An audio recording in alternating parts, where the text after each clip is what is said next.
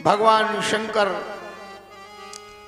की पत्नी सती महारानी जब पिता के यज्ञ में जल करके समाप्त हो गई और भगवान शंकर को ये समाचार मिला है कि सती आपका नाम ले लेकर के जल के समाप्त हो गई।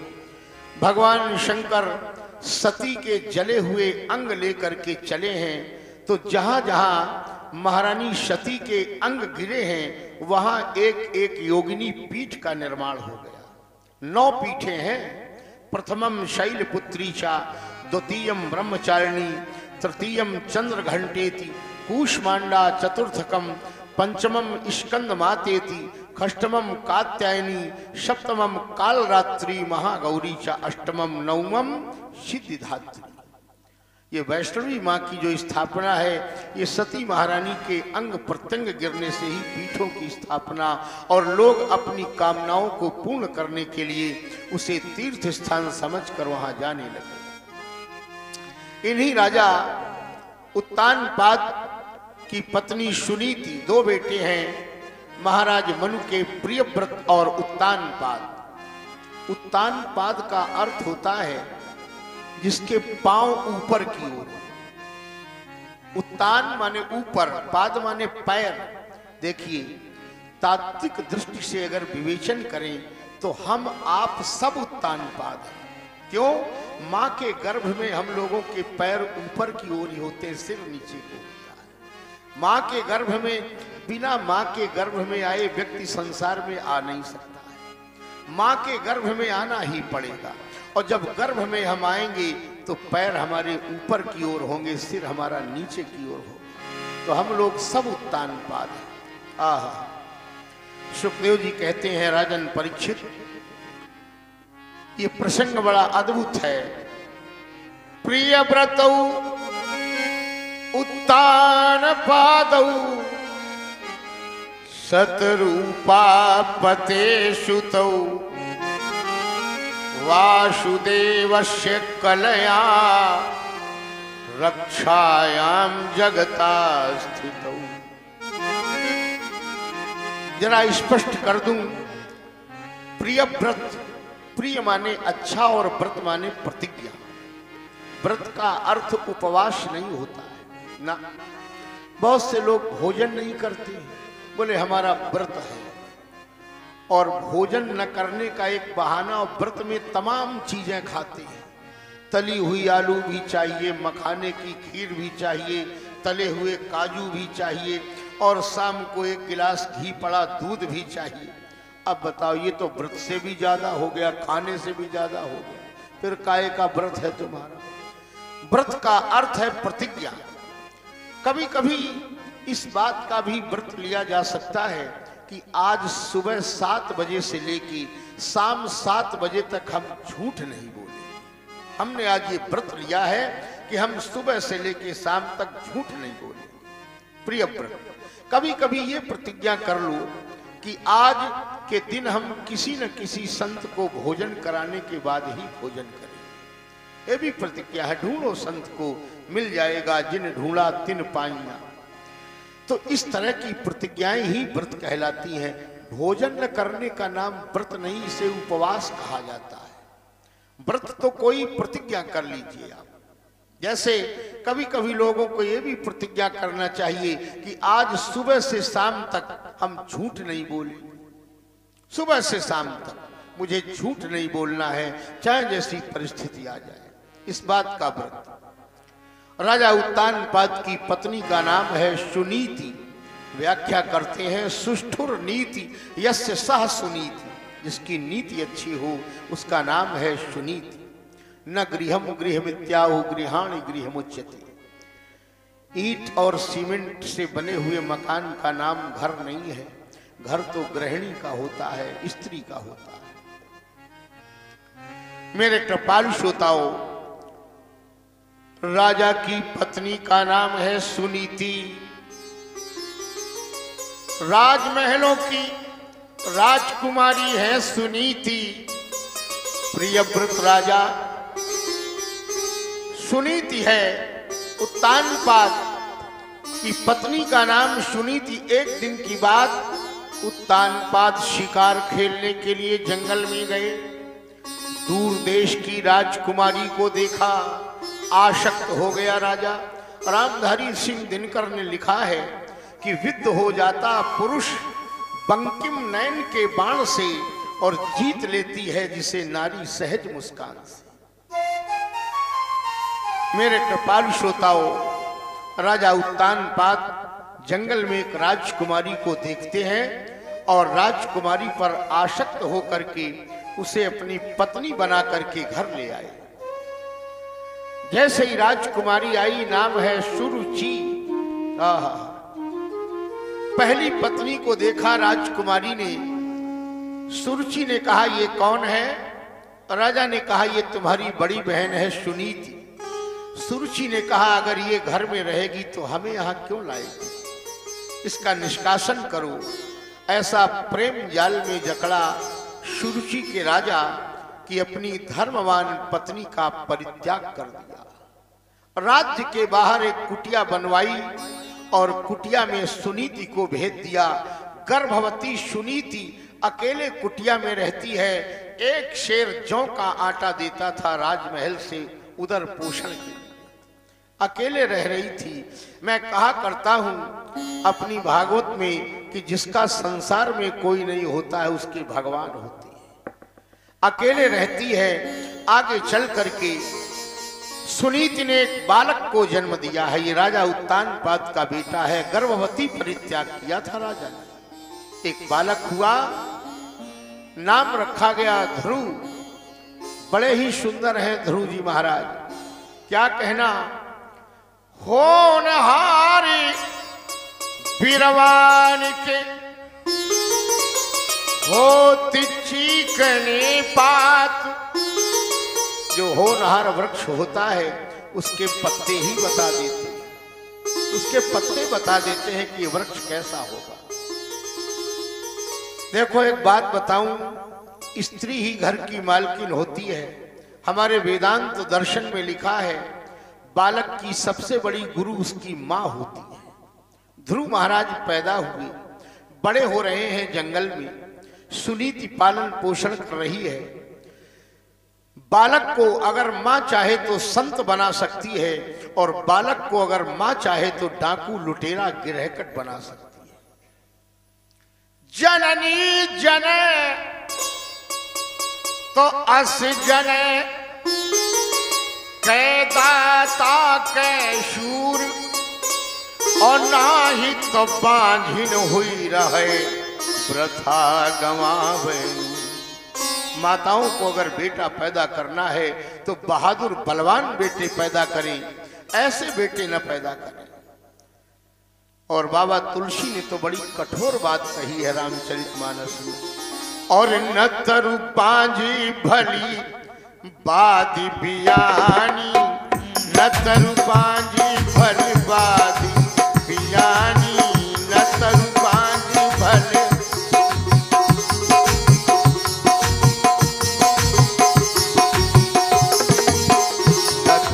बांझ भल बाती बियानी, न तरु बांझ भल राम विमुख सुत ते बलवानी, राम विमुख सुत ते बलवानी।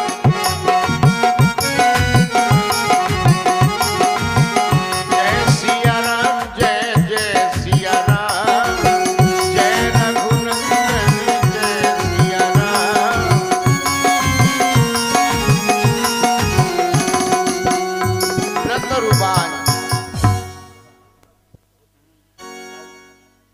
मेरे कृपालु श्रोताओं,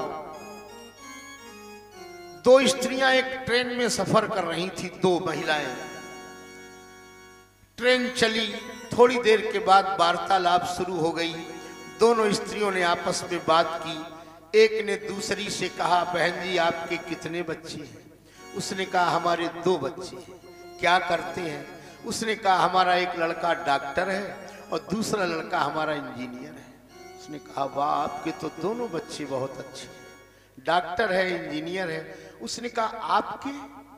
उसने कहा हमारे तो 7 बच्चे हैं, 7 लड़के। वो बोली आप तो हमसे भी ज्यादा भाग्यवान हैं, हमारे तो 2 ही बच्चे हैं, आपके तो 7 बच्चे हैं, क्या करते हैं आपके बच्चे? उस स्त्री ने कहा 4 जेल में बंद है, 3 फरार हैं। 4 जेल में बंद हैं और 3 फरार हैं। बताओ क्या फायदा ऐसे 7 बच्चों से? बच्चा एक ही हो। सिंहनी एक बच्चे को जन्म देती है लेकिन जंगल का राजा कहलाता है।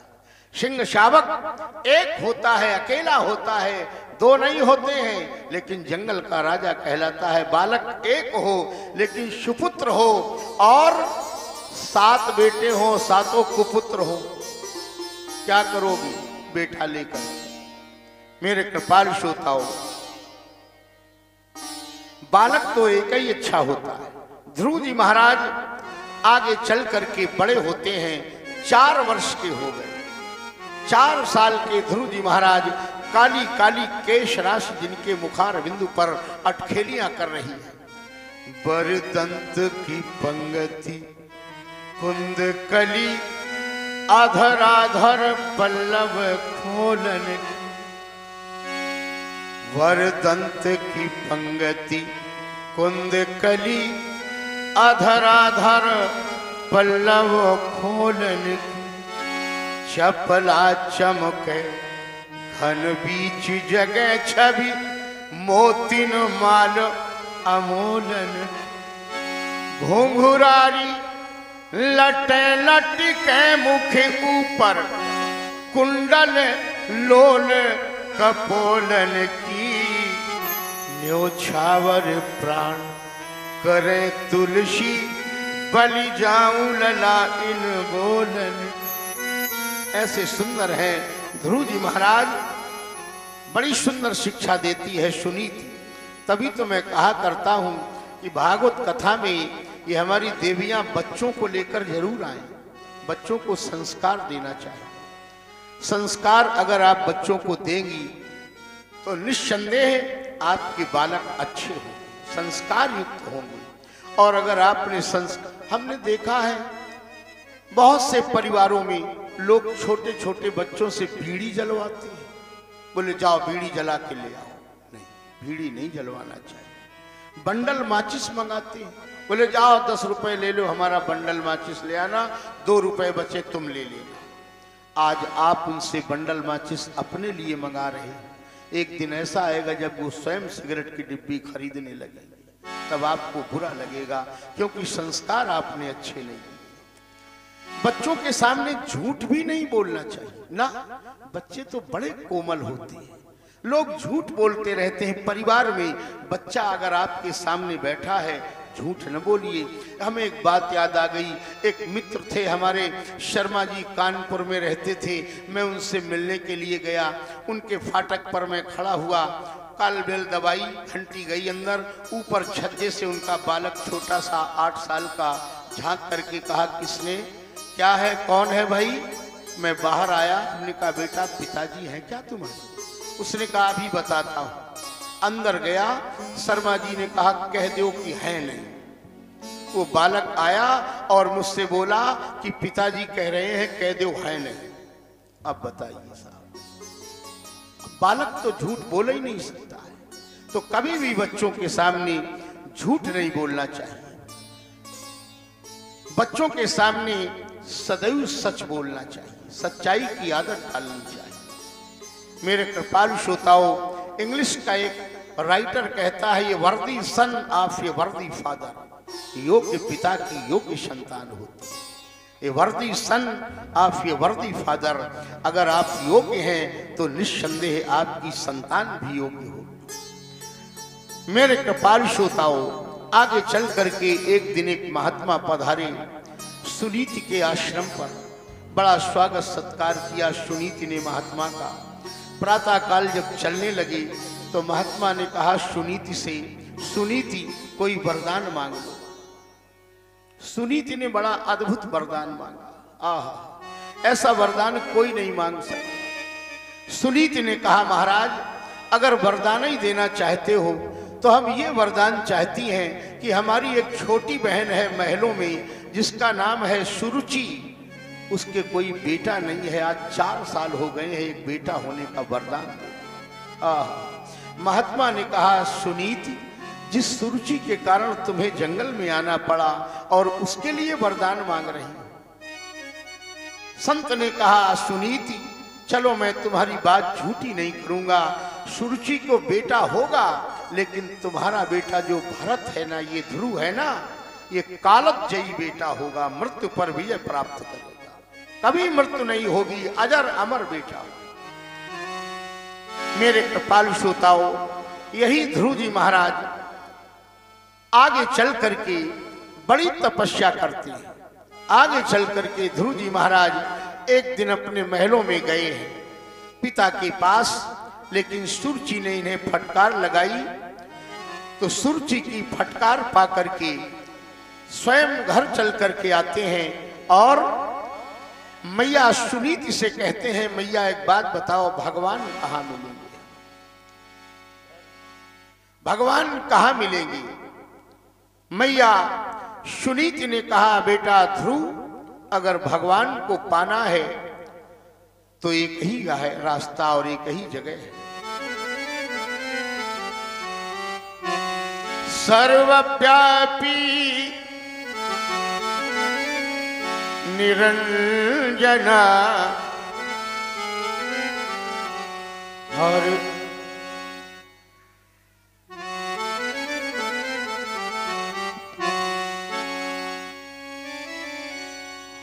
देश या सुनीति से ध्रुव महाराज ने वो जगह पूछी कि भगवान कहाँ है। वो हर वेश में तू, हर देश में तू। सुनीति बोली, बेटा सर्वव्यापी निरंजन, भगवान तो सब जगह है।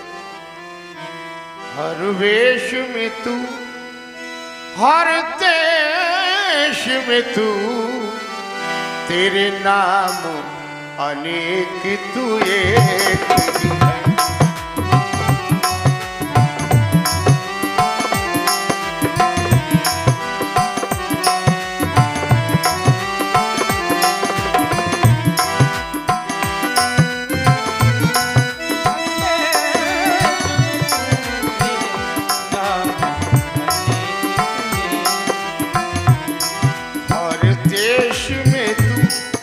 हर वेश में तू, तेरे नाम अनेक तू एक ही है। बोलिए, तेरे नाम अनेक तू एक ही है। तेरे नाम अनेक तू एक ही है।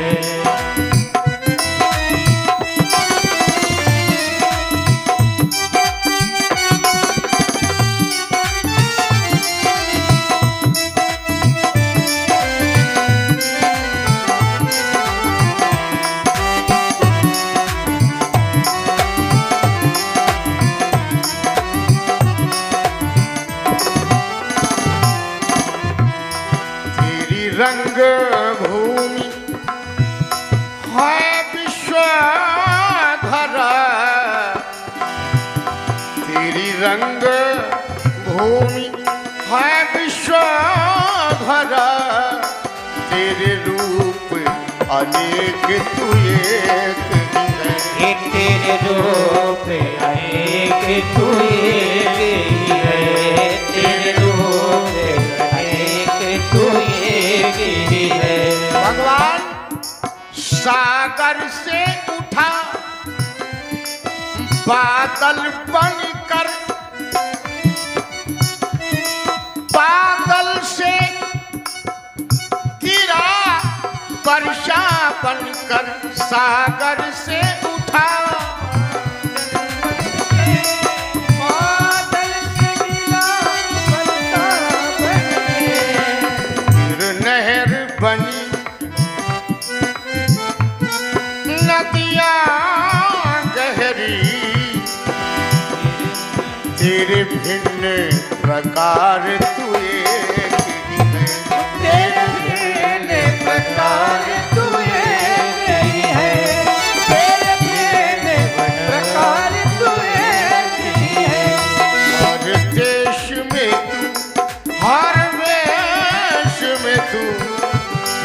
तेरे नाम अनेक तू एक ही है। तेरे नाम अनेक तू एक ही है। हर से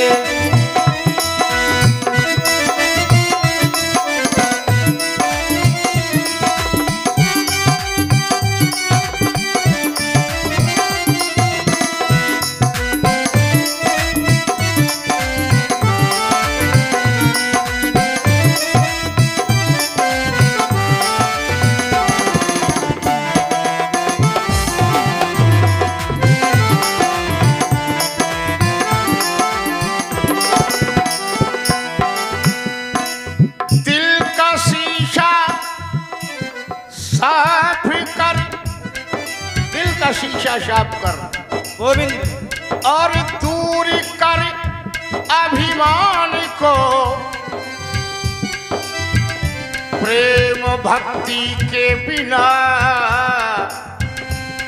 नहीं नाथ के मन भाएगा, सोई अमर पद पाएगा, सोई अमर पद पाएगा, सोई अमर पद पाएगा, सोई अमर पद पाएगा। जो भजे हरि को सदा, जो भजे हरि को सदा, सोई अमर पद पाएगा, सोई अमर पद पाएगा। मिले सुर मेरा तुम्हारा, मिले सुर मेरा तुम्हारा, तो सूर्य बने हमारा। सूर्य की नदियाँ हर दिशा में बहके सागर से मिले, बादलों का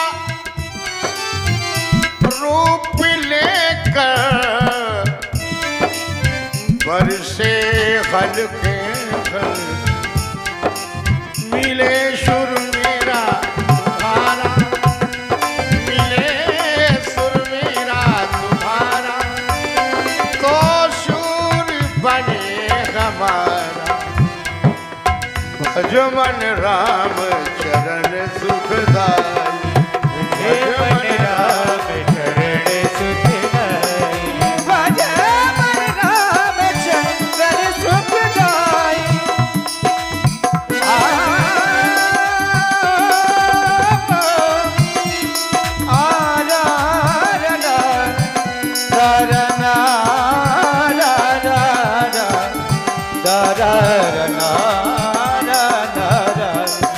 भजे मन राम चरण सुखदाई, भजे मन राम चरण सुखदाई, राम चरण सुखदाई,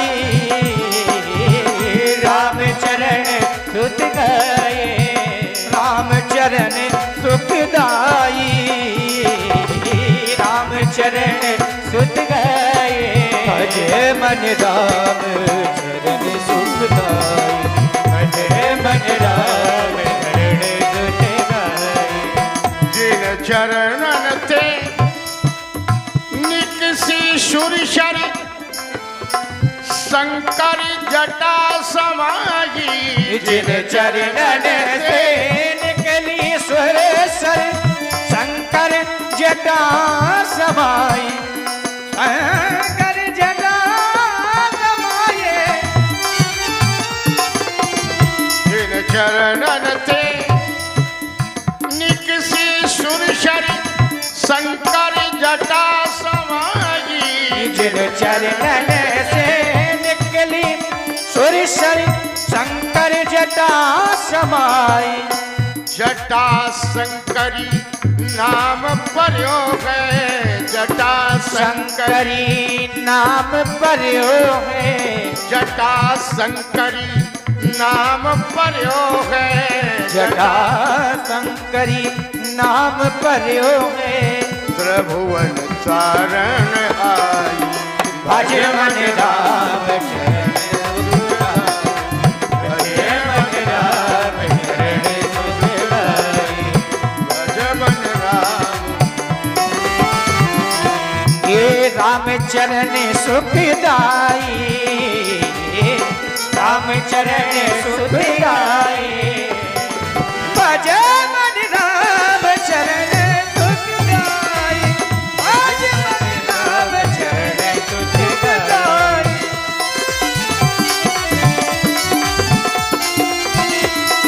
फूल गेंदवा न मारो न मारो लगती कलेजवा में बार। जय हो। फूल गेंदवा न मारो लगती कलेजवा में बार।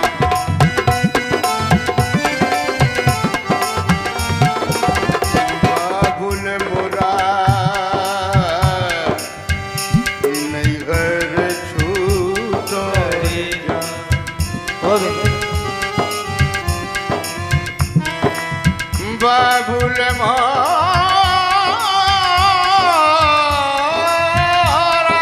हरिओ बाबुल मोरा रे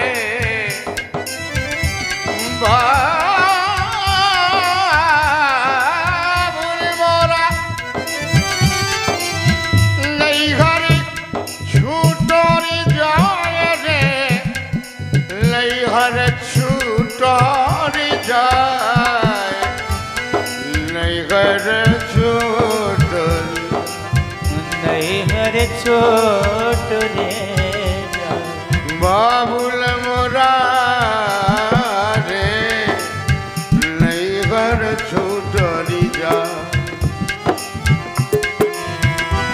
हर देश में तू हर देश में तू तेरे नाम अनेक ओ तेरे नाम अनेक तू एक ही है तेरे नाम अनेक तू एक ही है।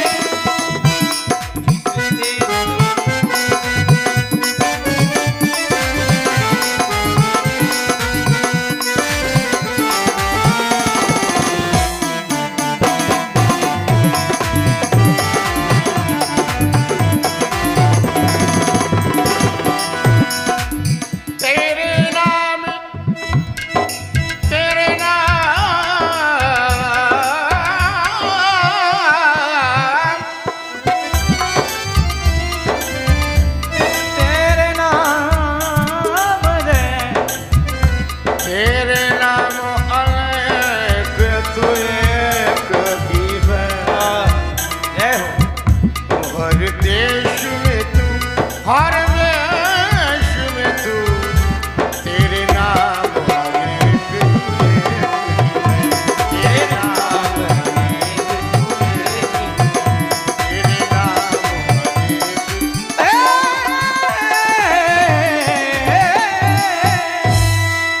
ध्रुव जी महाराज के मन में दृढ़ता आ गई और हमारे मध्य में विराजमान इस कार्यक्रम के अधिष्ठाता आल इनाल सर्वे सर्वा हमारे भैया जितेंद्र जी, आपने 101 मुद्राओं से भागवत व्यास गद्दी का व्यासपीठ का सम्मान किया है। निस्संदेह वे बधाई के पात्र हैं और हमारे वाद्यकारों के निमित्त भी उन्होंने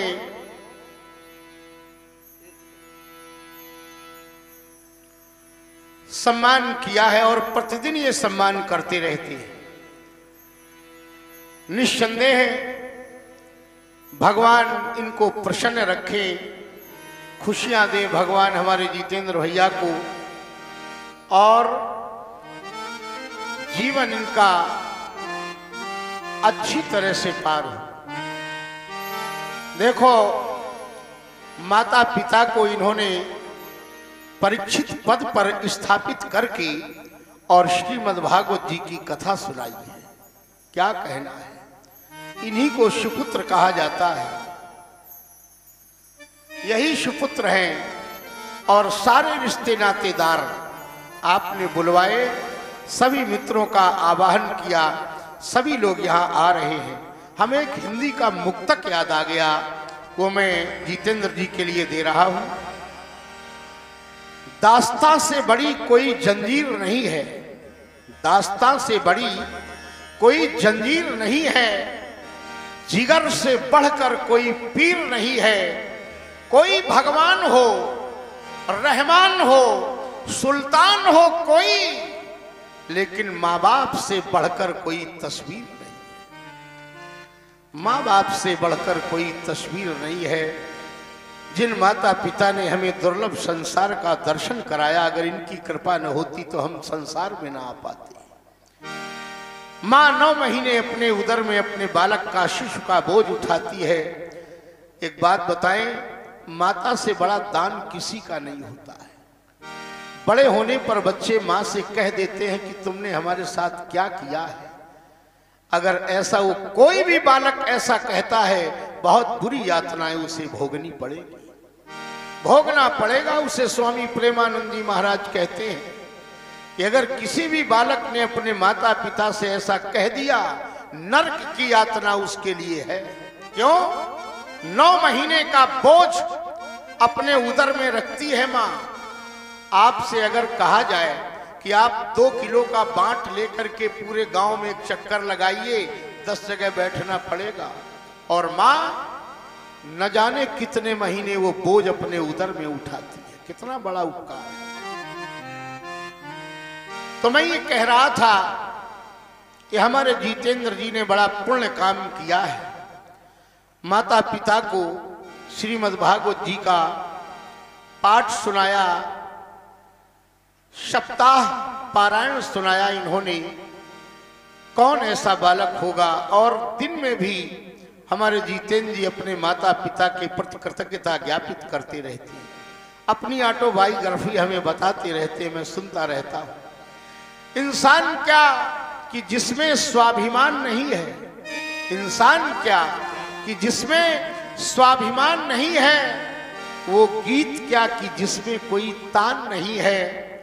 मंदिर की मूर्ति से, मंदिर की मूर्ति से दुआ मांगने वालों, माँ बाप से बढ़कर कोई भगवान नहीं है।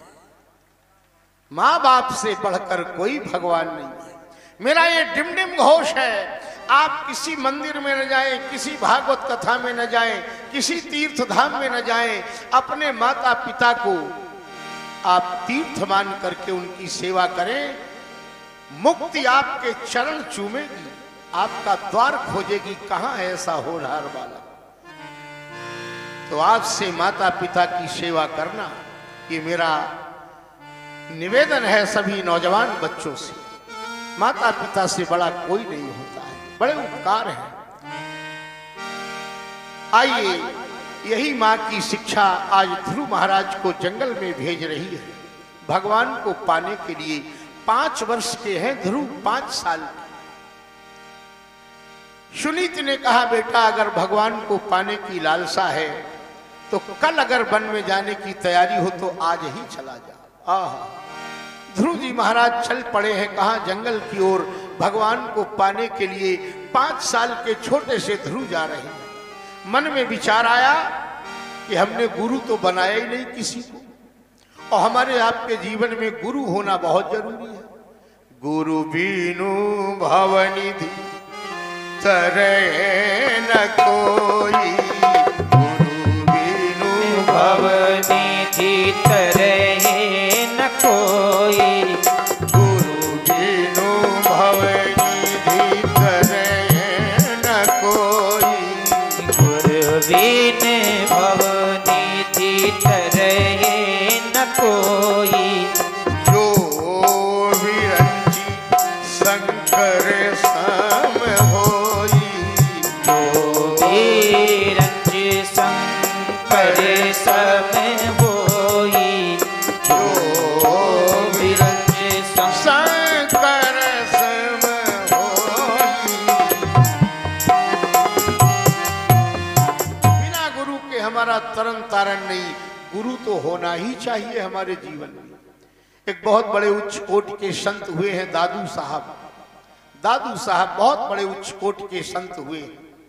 किसी देश का राजा दादू साहब को कभी देखा नहीं था, ना उनके संयम की, उनकी साधुता की कहानियां पढ़ता रहता था, समाचार सुनता रहता था, लोगों से सुनता रहता था। बड़े उच्च कोटि के संत हैं। उस राजा ने मन में विचार किया कि दादू साहब को मैं अपना गुरु बनाऊंगा। ये सोच करके घोड़े की पीठ पर बैठकर चल पड़ा आश्रम में दादू साहब से मिलने के लिए। रास्ते में आ रहा है, राजा दादू साहब को कभी देखा नहीं उसने। और दादू साहब संत तो थे, लेकिन रहने का ढंग बड़ा सरल था। कोई कह नहीं सकता था कि ये संत है। सामान्य कपड़ों में रहते थे, कोई दिखावा नहीं, साधारण लेकिन परम संत थे दादू साहब। राजा आ रहा है, मेरे कृपालु श्रोताओं, दादू साहब के आश्रम की ओर राजा आ रहा था।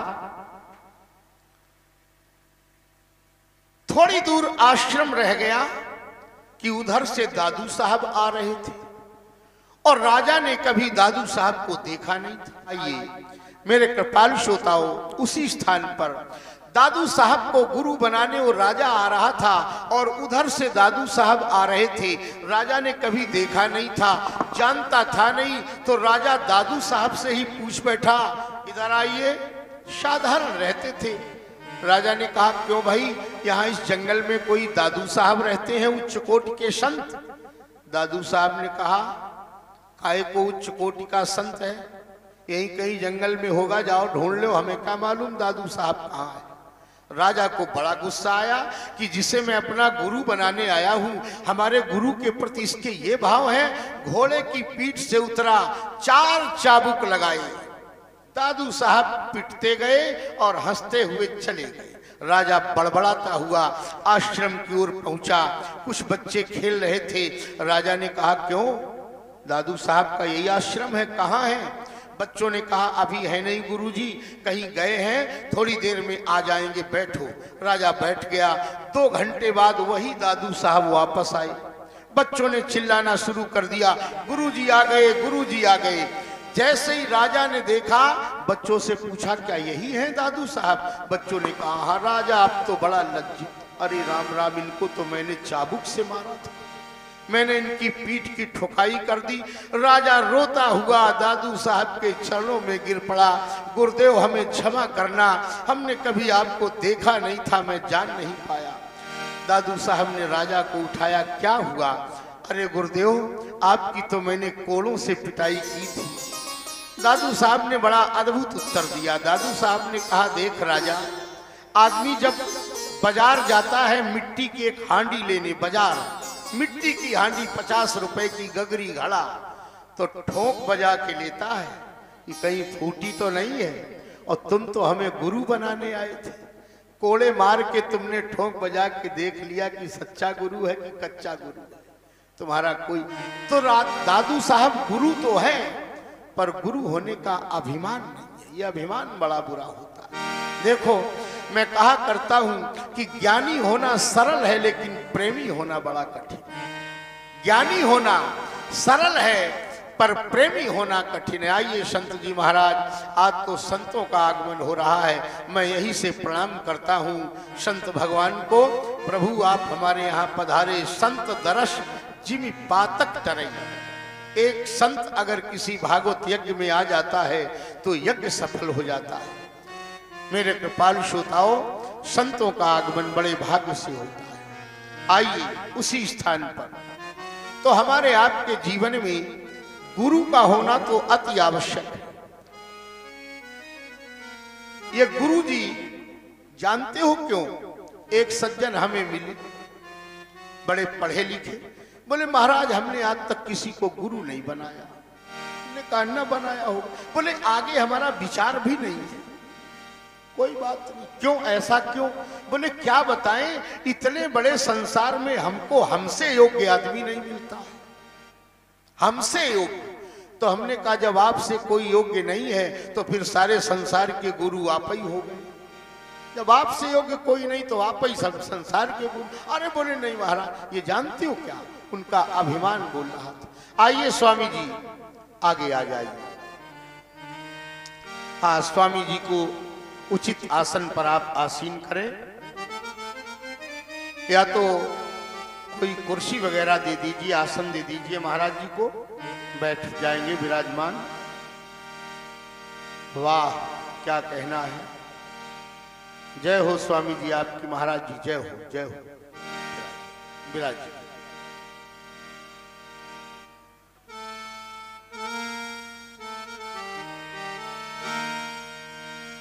कृपा की न होती जो आदत तुम्हारी, कृपा की न होती जो आदत तुम्हारी, कृपा की न होती जो आदत तुम्हारी, कृपा की न होती जो आदत तुम्हारी, कृपा की न होती जो आदत तुम्हारी,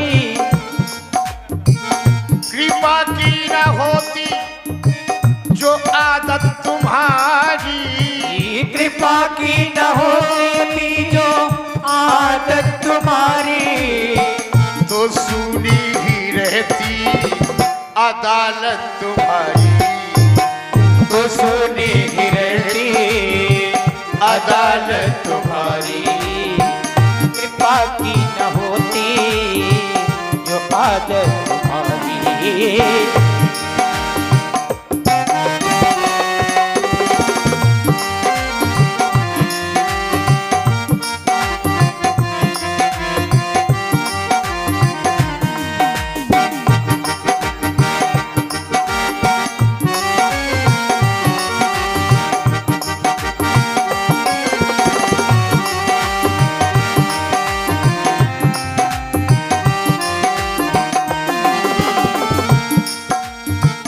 गरीबों के दिल में जगह तुम न पाते, गरीबों के दिल में जगह तुम न पाते, गरीबों के दिल में जगह तुम न पाते, गरीबों के दिल में जगह तुम न पाते, गरीबों से है बादशाहत तुम्हारी, गरीबों से है बादशाहत तुम्हारी, कृपा की न होती जो आदत तुम्हारी, कृपा की न होती जो आदत तुम्हारी।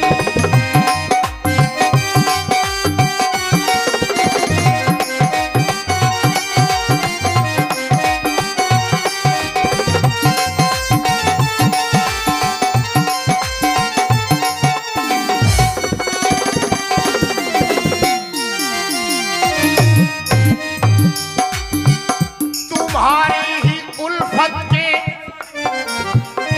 त्रग बिंदु है ये, तुम्हारी ही उल्फत के त्रग बिंदु हैं ये, तुम्हारी ही उल्फत के त्रग बिंदु है ये, तुम्हारी ही उल्फत के त्रग बिंदु हैं ये, तुम्हें सौंपते हैं अमानत तुम्हारी, तुम्हें सौंपते हैं अमानत तुम्हारी, तुम्हें सौंपते हैं अमानत तुम्हारे, तुम्हें सौंपते हैं अमानत तुम्हारी।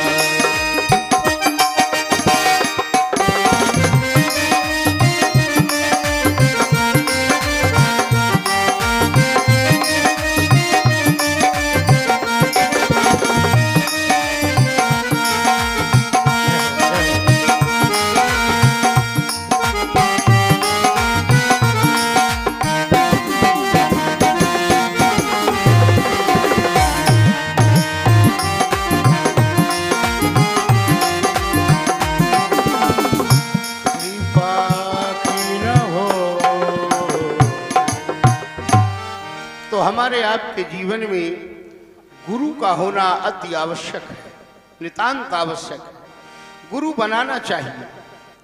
क्यों? कोई न कोई एक व्यक्ति तो ऐसा हमें मिले जिसकी हम बात माने, हमारा अभिमान वहीं से गलित होना शुरू हो जाता है जिसको हम अपना गुरु मान लेते हैं। हम सबकी बात काट देंगे, लेकिन हम यही कहेंगे नहीं गुरु जी हैं हमारे समझाया नहीं, ये बात तो हम मानेंगे। हमारा अभिमान एक जगह ऐसी मिले, एक व्यक्ति ऐसा मिले जिससे हमारा अभिमान का गलना आरंभ हो जाए। दादू साहब संत तो हैं, लेकिन गुरु होने का अभिमान नहीं है। ऐसे संत हैं। ध्रुव जी महाराज के मन में विचार आया, गुरु मैंने बनाया नहीं है, और गुरु हर व्यक्ति को बनाना चाहिए। संसार में अगर आपको कोई गुरु न मिले, कहीं मन न आपका टिक रहा हो, तो हम आज एक उपाय बताते हैं आप किसको अपना गुरु बनाएं। एक उपाय, अगर कोई आपको गुरु बनने के लिए अच्छा न लगे तो अपना गुरु आप श्री हनुमान जी महाराज को बना लीजिए। उनसे बड़ा कोई गुरु नहीं है। हनुमान जी महाराज को अपना गुरु बनाइए और सारे काम उनसे पूछ करके करिए, उनके चरणों में अर्पित कर। प्रेम से बोलो जय श्री कृष्ण। जय श्री कृष्ण। मेरे कृपालु श्रोताओं, जो हमारे अज्ञान रूपी अंधकार को दूर करके ज्ञान का प्रकाश भर दे, वही हमारे जीवन में गुरु है। आगे चल करके ध्रुव महाराज की भेंट होती है देवर्षि नारद से।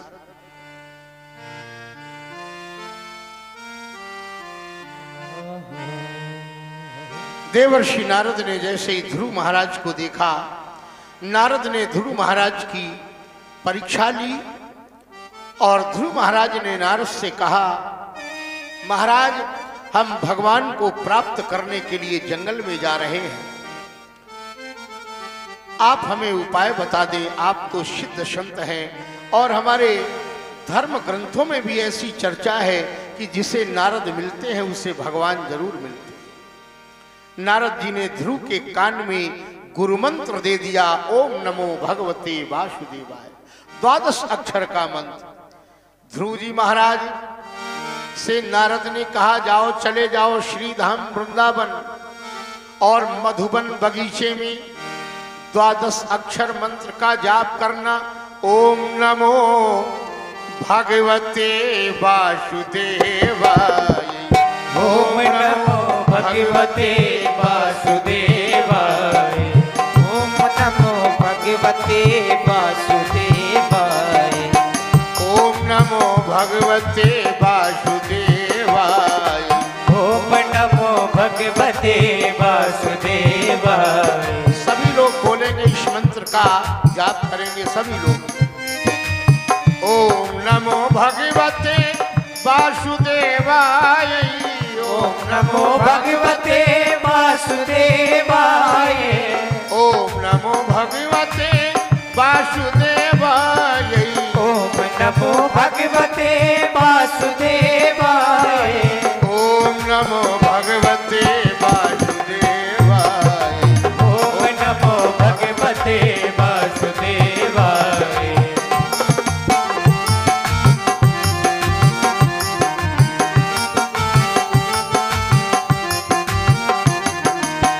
भजन चल रहा है और ध्रुव महाराज की तपस्या का पहला महीना।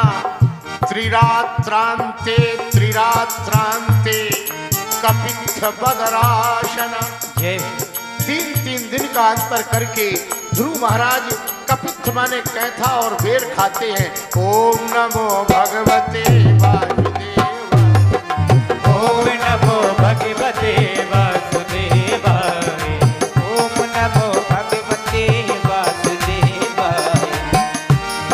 ध्रुव जी महाराज के तपस्या का दूसरा महीना, खस्ते खस्ते अर्भ के दिने 6 दिन का अंतर करके शाम को केवल पत्ते खाते हैं और ओम नमो भगवते वासुदेवाय, ओम नमो भगवते वासुदेवाय।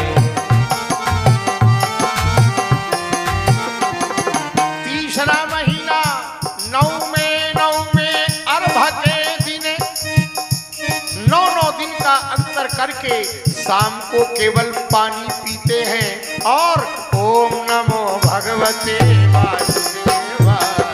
ओम नमो भगवते वासुदेवाय।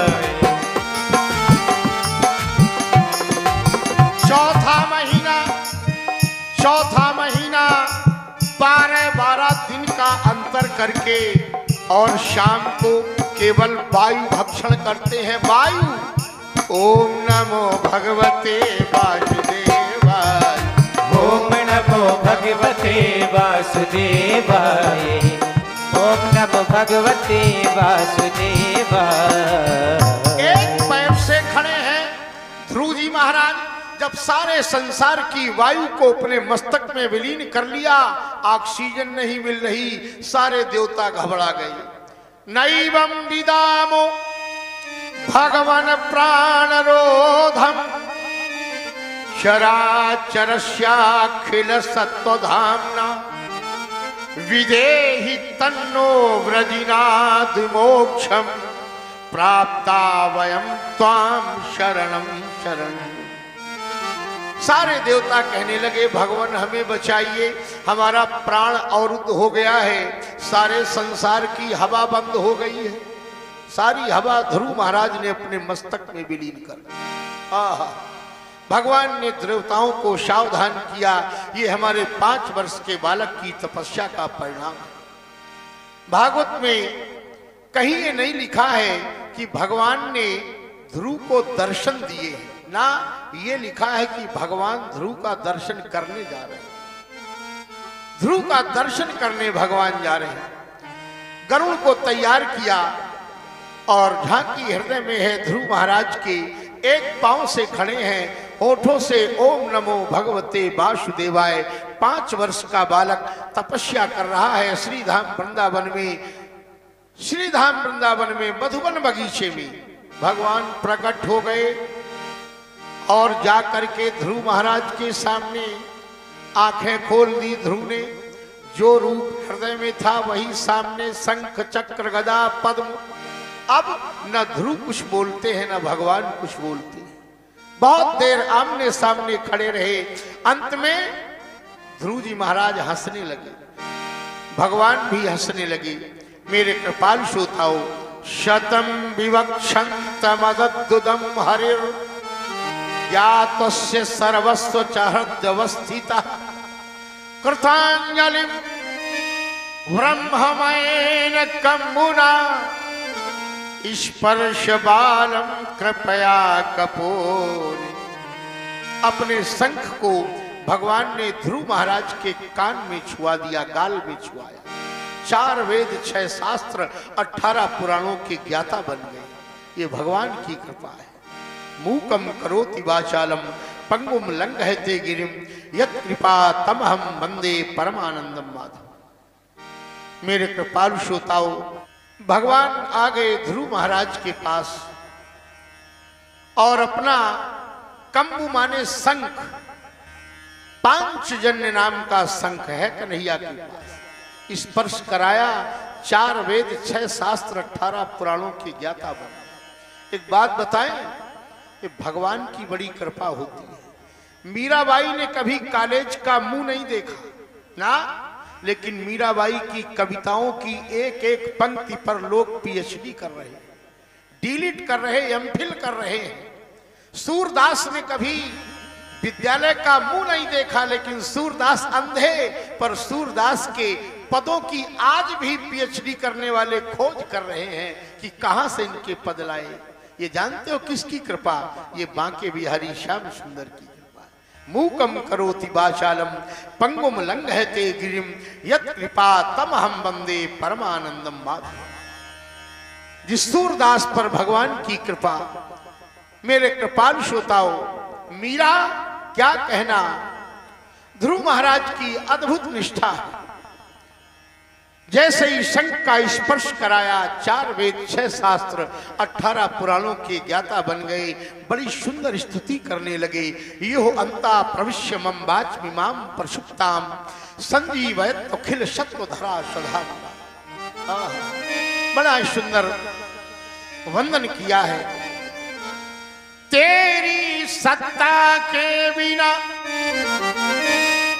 हे प्रभु मंगल मूल पत्ता तक हिलता नहीं, खिले न कोई फूल, और जो जाने से देवु जनाई, जो जाने से देवु जनाई, तो जाने हो जाने सो जाने, अब सो जाने गोविंद हो जाने सो जाने, जेहि देहु जनाई, जानत तुम्हें हुई जाई, जानत तुम्हें हुई जाए, जानत तुम्हें हुई जाए, जानत तुम्हें हुई जाए।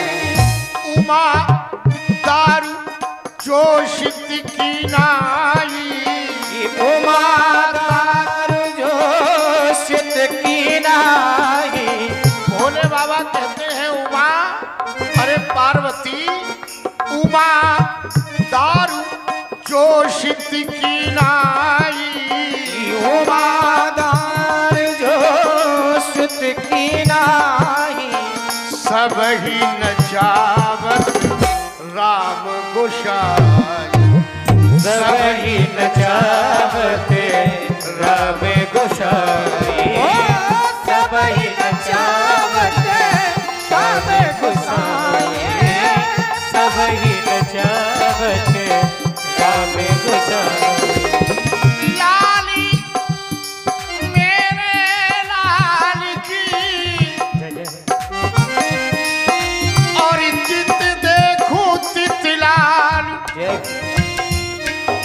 लाली देखन में गई सो मैं भी हो गई लाल, सब ही नचावत राम गोसाई, सब ही नचावते राम गोसाई, सब ही नचावते राम गोसाई, सब ही नचावते राम गोसाई। सब ही नचावत राम गोसाई। भगवान की कृपा ध्रुव महाराज के ऊपर हो गई। भगवान कह रहे थे ध्रुव कोई वरदान मांग लो। ध्रुव ने कहा आपके चरणों की भक्ति चाहता हूं। भगवान समझ गए, देखो अगर इसकी मां सुरुचि ने फटकार न लगाई होती तो ये जंगल में न आया होता। भगवान बोले ध्रुव पहले राज्य सुख भोगो, सिंहासन का भोग करो, इसके बाद और हमारी भक्ति तो तुम्हें सहज में प्राप्त है, हमारी भक्ति तो तुम्हें प्राप्त है। जा पर कृपा राम की होई, ता पर कृपा करें सबको। ध्रुव जी महाराज जंगल से, देखो हम लोग आरती गाते हैं, ओम जय जगदीश हरे, प्रभु जय जगदीश हरे, भक्त जनों के संकट क्षण में दूर करे। चलो यहां तक तो ठीक है। और तीसरी लाइन में जो ध्यावे फल पावे, दुख बिनसे मन का, और चौथी लाइन में आर्डर करना सुख संपत्ति घर आवे। जय हो। बिल्कुल आर्डर भगवान के लिए। अच्छा और देखो व्यक्ति की चतुराई। भगवान एक संत कहा करते थे कि अपने समय को आप 3 भागों में बांट लीजिए। 24 घंटे को 3 भागों में बांटिए। कितने कितने घंटे हुए? 8 घंटे। 8 तिरका बोले 8 घंटे सोइए, 8 घंटे कमाइए और 8 घंटे भजन करिए। एक सज्जन से पूछा क्यों ठीक है? बोले महाराज आपने सोने के घंटे ठीक रखे, कमाने के भी 8 घंटे ठीक हैं, लेकिन भजन के ज्यादा कर दिए आपने 8 घंटे, इन्हें कुछ कम करो। बोले तो चलो ठीक है, 4 भागों में बांटिए, 6 घंटे, 6 घंटे सोइए, 6 घंटे कमाइए, 6 घंटे मनोरंजन करिए और 6 घंटे भगवान का भजन करिए। उस आदमी ने कहा फिर से महाराज आपने भजन के 6 घंटे ज्यादा कर दिए, तो बहुत टाइम है। 6 घंटे की कौन कहे, आदमी की चतुराई जानते हो। देहात में तो हमारे देहात हिम्मतपुर के व्यक्ति नहीं ना, इस गांव का नाम ही हिम्मतपुर है। बहुत सोच समझ करके पूर्वजों ने इस गांव का नाम हिम्मतपुर रखा है। किसी की हिम्मत, क्या बात है, हिम्मतपुर। जय हो हिम्मतपुर वासियों की भाई। यहां तो कोई हिम्मत ही नहीं है किसी की, सारे लोग यहाँ हिम्मत वाले हैं भैया। जय हो भैया हिम्मतपुर। हमें ऐसा मालूम होता है कि हमारा कोई पूर्वज हिम्मत सिंह नाम का रहा होगा, उसी ने इस गांव को बसाया। हिम्मत सिंह नाम का कोई पूर्वज हमारा रहा होगा इस गांव में, उसी ने इसको वास किया है। जय हो भैया ग्रामवासियों। तो मेरे कृपाल श्रोताओं, शहर में लोग भगवान के दर्शन करने जाते हैं, और दर्शन करने जाते तो हैं पर चालाकी एक करते हैं। क्या? ऐसी जगह जूते उतारते हैं कि जहां से जूते भी दिखाई पड़े और भगवान भी दिखाई पड़े। जय हो। अब देखो भगवान के सामने खड़े हैं, सामने भगवान, त्वमेव माता, और फिर जूतों की तरफ छ पिता, कोई ले तो नहीं गया। फिर भगवान की तरफ त्वमेव बंधु, फिर जूतों की तरफ छ सखा। अच्छा, एक बड़ी विडंबना है कि जूते कहीं जाते नहीं, जूते जाते नहीं है ना, कि जूते कहीं जाते नहीं है। जैसे मान लीजिए आप लोग भागवत में आए, पंडाल में बैठ गए, जूते बाहर उतार दिए, 5 बजे भागवत समाप्त हुई, आप जूते के पास पहुंचे कि चलो भाई जूते पहने, और मालूम हुआ कि जूते तो कहीं घूमने गए हैं। अब तो आप उदास खड़े हैं, बस की तरह प्रतीक्षा करो। जूते कभी नहीं जाते हैं, और कभी कभी चले भी जाते हैं, और कभी कभी चल भी जाते हैं। जय हो। देखो एक बात बताएं, जूतों के आंख नहीं होती है, जूतों के आंख नहीं होती, पहनने वाले के आंख होती है। आप किसी दूसरे के जूते में अपना पांव डाल दें तो जूता कह देगा आपसे, श्रीमान जी मैं आपका हूं नहीं, लेकिन पहनने वाला इतना बेशर्म होता है, वो कहता है तुम हमारे हो न हो लेकिन हम तुम्हारे हैं, तुम हमारे हो न हो लेकिन हम तुम्हारे हो, जबरदस्ती पहन के चला जाए। प्रेम से बोलो जय श्री। शहर का आदमी भगवान से प्रार्थना करता है, नहीं विद्या नहीं बाहुबल नहीं खर्चन को दाम, मोसे पतित अपंग की तुम पति राखो। देखो कितनी झूठ बोलता है, कहता है नहीं विद्या, ग्रेजुएट पोस्ट ग्रेजुएट परा स्नातक, नहीं विद्या खूब पढ़े लिखे, नहीं बाहुबल 100 किलो का वजन है, नहीं खर्चन को दाम, BMW गाड़ी से जा रहे दर्शन करने, 1 करोड़ की आती है, नहीं खर्चन को दाम। भगवान सोचते हैं कि हमने सब कुछ इसको दे दिया, फिर भी भरे मंदिर में हमारी बदनामी कर रहा है कि हमें कुछ नहीं दिया। जैसे ही चले गाड़ी से दर्शन करके हो गया एक्सीडेंट, हो गया टाटा 407 से चली गई गाड़ी, BMW खंदक में पड़ी। झूठी बोलो, प्रेम से बोलो जय श्री कृष्ण। अरे भगवान को तो हमेशा साधुवाद देना चाहिए कि प्रभु आपने हमें जो दिया है उसी में हमें संतोष है। देखो चाहे जितना धन आपको मिल जाए, अगर संतोष का धन नहीं है तो सारा धन आपका बेकार है। गोधन गजधन बाजी धन और रतन धन खान, जब आवे संतोष धन तो सब धन धूल। ध्रुव जी महाराज आकर के अपने पिता के चरणों में प्रणाम करते हैं और सौतेली माँ सुरुचि को प्रणाम करते हैं, और सिंहासन पर बैठ करके कई वर्षों तक राज्य किया है। ध्रुव जी महाराज के छोटे भाई हैं सुरुचि के बेटे, इनका नाम है उत्तम। उत्तम बड़े उद्दंड हैं, यक्षों से युद्ध छिड़ गया उत्तम का, परिणाम कि यक्षों से युद्ध में उत्तम मारा गया। ध्रुव महाराज को जब पता चला कि हमारा भाई मारा गया, एक सेना लेकर के यक्षों के विरुद्ध संग्राम छोड़ दिया और हजारों निरपराध यक्षों को मार दिया। इनके बाबा स्वयंभू मनु पधारे और ध्रुव महाराज से कहा, अनायम मार्गो ही साधु नाम ऋषिकेशानुवर्तिना। अरे ध्रुव, हमारा ये मार्ग नहीं है, अपकार का बदला हमें उपकार से देना चाहिए। ये मार काट न करो, बंद करो इस अधर्म युद्ध को। बंद कराया। मेरे कृपाल श्रोताओं, आगे चल करके ध्रुव महाराज का समय आ गया जाने का। एक भगवान के पार्षद आए हैं ध्रुव महाराज को लेने के लिए। जैसे ही भगवान के पार्षद आए, एक स्त्री आ गई वहीं पर। स्त्री ने कहा पहले हमें स्वीकारो। ध्रुव ने कहा आप कौन हैं? उसने कहा मेरा नाम मौत है, मृत्यु, और इस लोक की मैं मालकिन हूं, पहले हमें स्वीकारो। ध्रुव भगवान के पार्षदों की ओर देखते हैं। पार्षदों ने ध्रुव से संकेत में कह दिया कि इस स्त्री से कहो सिर नीचे को झुकाए। ध्रुव ने कहा जरा सिर नीचे को झुकाओ। जैसे ही मृत्यु ने सिर झुकाया, मृत्यु के सिर पर पांव रख करके ध्रुव महाराज भगवान के पार्षदों के सिंहासन में बैठे, विमान में बैठे। मृत्युर्मूर्धनि पदम दत्वा आरुरोहात् हुतम्।